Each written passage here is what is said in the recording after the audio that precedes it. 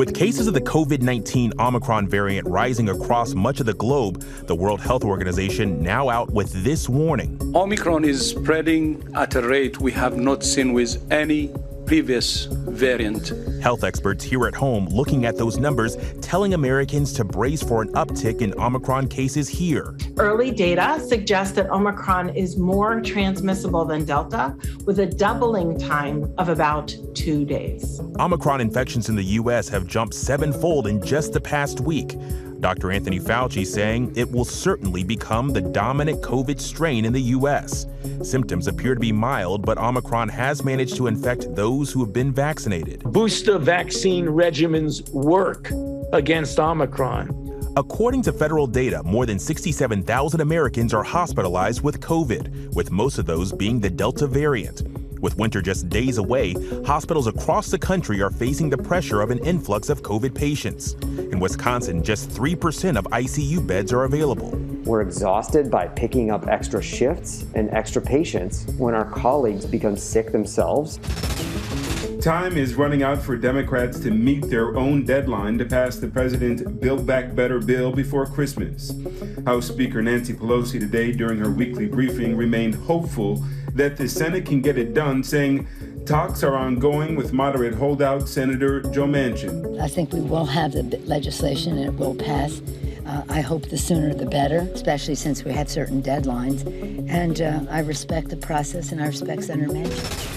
A grand jury report released today addressing the deadly Surfside, Florida building collapse from June, which killed 98 people. The Miami-Dade state attorney said the report concluded that, quote, steps could have and should have been taken to maintain the structural integrity of the 40-year-old Champlain Towers South building. The report said the statute overseeing condos in Florida desperately needs revision, and that state and local governments need to focus more on maintaining the structural integrity of Florida's condominium units.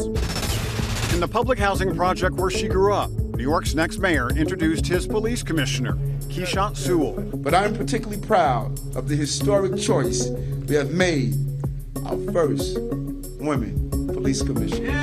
New York City's next police commissioner will be a black woman. Mayor-elect Eric Adams is set to nominate Nassau County Chief of Detectives Keishant Sewell when he takes over on January 1st. There's been a nationwide loss of trust in police after protests over so many police-involved deaths. And morale in the department is the lowest it's been in years. As Mayor-elect Adams has said, I will have the backs of my officers, but they must have the backs of the public.